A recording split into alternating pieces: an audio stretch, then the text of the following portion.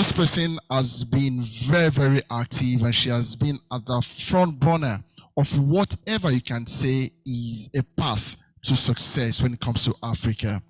She is the director of the West Africa Civil Society Institute, has worked with and within the civil society sector for the past 24 years, and is a passionate advocate for sustainable development in Africa, with the full participation of an effective, efficient, influential, and sustainable civil society. A passion for leading change and challenging the status quo on the continent recently landed her a place on the Advanced Media 2020 100 Most Influential African Women list. She is a lawyer by profession and has worked on areas of governance, human rights, and capacity development with national, international, continental, and regional organizations in Africa.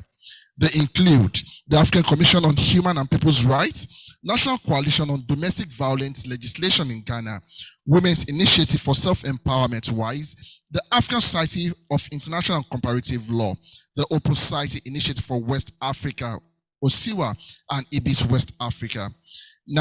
She has served as a member of a number of public service, corporate and non-profit boards, including the Graphic Communications Group Limited, Ghana, the Ghana Legal Service Board, Ghana News Agency Board, and a subsidiary of the Graphic Communications Group and the board of the International Society for Third Sector Research. She currently serves on the Management Committee of the University of Ghana School of Law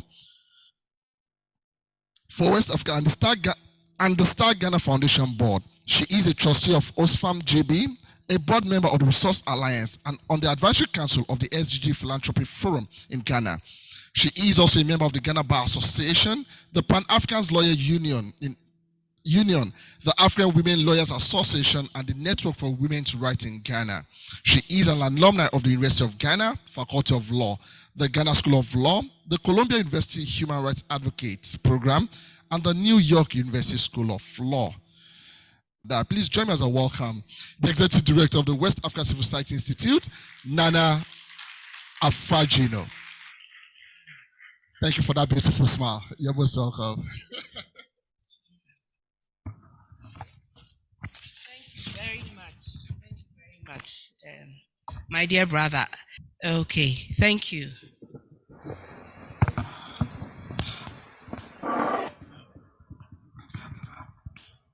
Mr. Chairman, Your Excellency, Ambassador Awinado Kanyuige, Your Excellencies, the Resident Coordinator of the United Nations in Ghana, Mr. Charles Abani, I saw you online. Representatives of the ECOWAS Commission here present, esteemed civil society comrades in West Africa, Africa and internationally, respected members of the media, distinguished ladies and gentlemen here physically and joining us virtually. On behalf of the West Africa Civil Society Institute and our cherished partners, because this is not a WACSI initiative only, we have other partners who have joined us in this effort, and I think it is important to mention, including Wademos and the Ford Foundation, from whom you would hear soon from. It is my privilege and honor to welcome you all to the West Africa Civil Society Week 2023. We are in very unusual times. If I was standing here 10 or barely 8 years ago, we would be looking at discussing threats to civic space in West Africa, considering terrorist threats, resource constraints, the lack of support to civil society, the weakening civil society front, concerns with unconstitutional changes in governance, weaponizing legal systems, and ECOWAS's seeming non-responsiveness to these concerns. And all these are still matters that exist and need attention. But we stand today teetering at the edge of a cliff, one that a slip could cause us to plunge into war in West Africa. This is not a civil war where ECOWAS needs to intervene to save lives of citizens and restore peace and security like it was in Liberia and Sierra Leone. No. It would be a military intervention into a country in West Africa to remove a junta or junta that has taken over the reins of governance through coup d'etat. Even more disconcerting, is the fact that this would be the fourth successful coup d'etat in the region within the span of time that I've mentioned, with Burkina Faso, Mali, and Guinea all going this route, and with one failed one, supposedly, in Sierra Leone.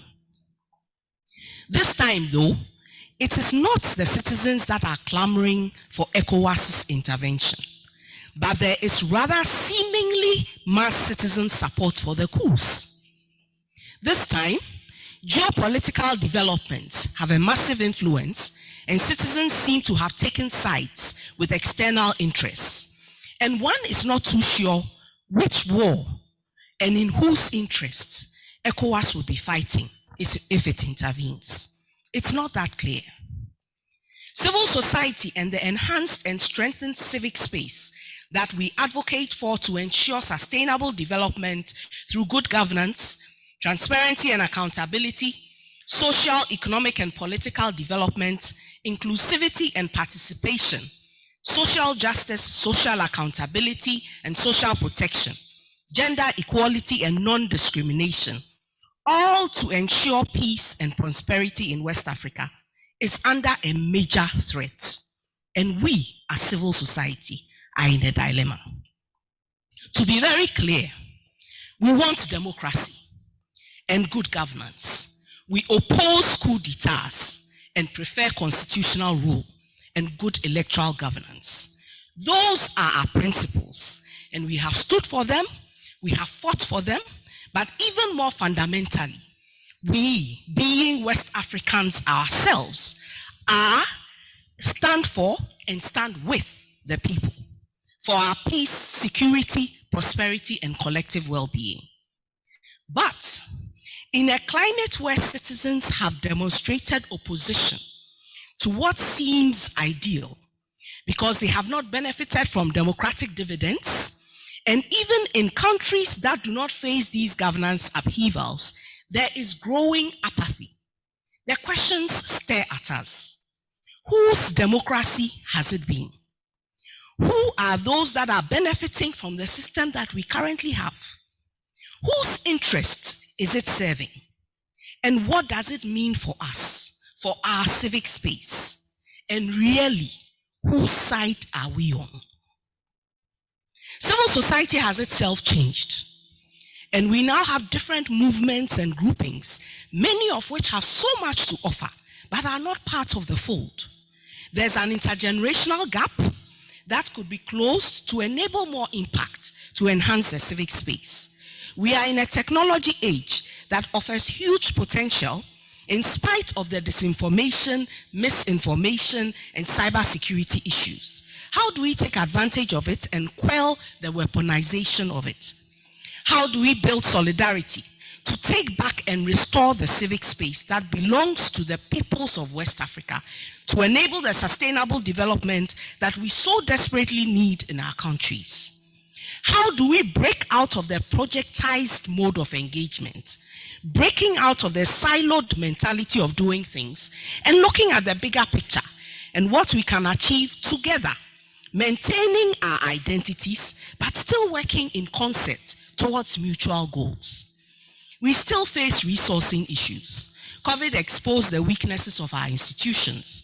Structural patriarchy continues to be an obstacle, and the inequitable power in international development strangles our growth and facilitates civic space constraints. ECOWAS, once our beacon of hope amongst the regional economic bodies on the continent, a pace setter and norm setter, seems to have lost the trust of its citizens and waned considerably in moral authority. We want our ECOWAS back to what it promised to be. That ECOWAS that wanted to be one of peoples and not states. This week affords us a rare opportunity for deep reflection, honest and bold discussions, sharing and also learning, finding ways to strengthen our solidarity. Use current platforms like WADEMOS, inquire and deliberate on how to strengthen our engagement with ECOWAS and make functional already approved mechanisms like ECOWAS's ECOSOC. What is happening to that one?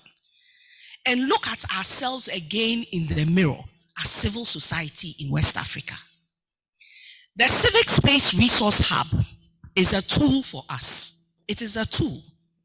We will hear more about it this week, the different opportunities that it affords, and also see how we can make it work better for us in these times.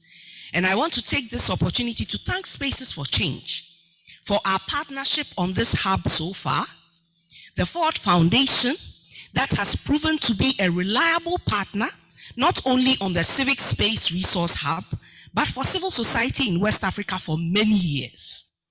And Wademos for coming on board to support our gathering this week. It is my hope that this will be the beginning of many more such weeks for us in the coming years, and that we will own it as civil society. Next year, I hope that we'll be talking about more partners coming on board with different resources to really make this a space that belongs to us, civil society in West Africa, for us and the peoples of West Africa, and for the redemption and sustenance of a strong, open, and empowering civic space. Thank you very much and welcome once again. Please, we can't do better than that. Let's appreciate that again. Thank you so much, Nana. That was indeed very inspiring. And for civil society groups, I know we're charged to take advantage of what this platform is providing us. Once again, Madam, I want to salute you and I want to encourage you that you are indeed a shining light for West Africa and to Africa at large. So thank you so much for being there. Please, let's appreciate that once again. Thank you so much.